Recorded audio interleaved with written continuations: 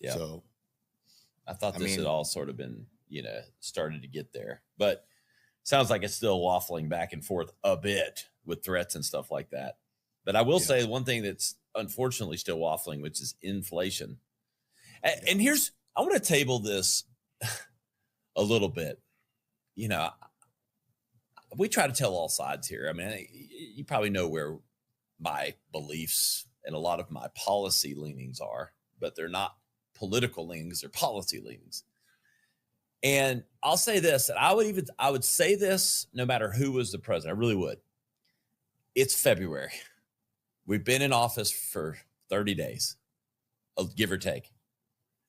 Everyone that should know this, nothing a president does or enacts is, you can enact things, and I love the actions that are taking place from this administration, but the impact, the outcomes of these enactments and policies, they don't happen in 30 days.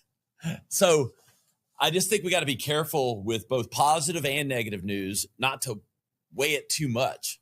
I much like we talked about earlier this week, the activity going on. Oh, I like it a lot. But the impact of that positive or negative is not taking place. And when looking at inflation, which worsened in January with prices for groceries and gasoline higher, that I don't lay at the feet of the new administration. So, and this particular article wasn't necessarily going there, but it had a hint of it. And it's like, no matter what side it is, I'd be going 1 month, 30 days in, they haven't caused more inflation. Now, Donald Trump's come out and said there could be short-term pain with some of the things he's doing and getting people to the negotiation table. So I respect him for saying that. But even him saying that doesn't mean it's actually here yet. I mean, I agree, Chris. Like, if we had inflation increases in January, it had nothing, very little, minuscule amounts to do with the new administration.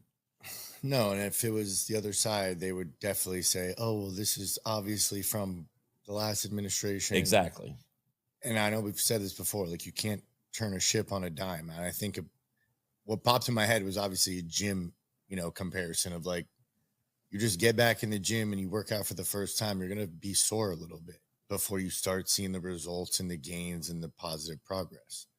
So in my mind, actions are being taken, where previously it seemed not much was getting done at all. Actions are being taken. We're tossing the rock in the pond.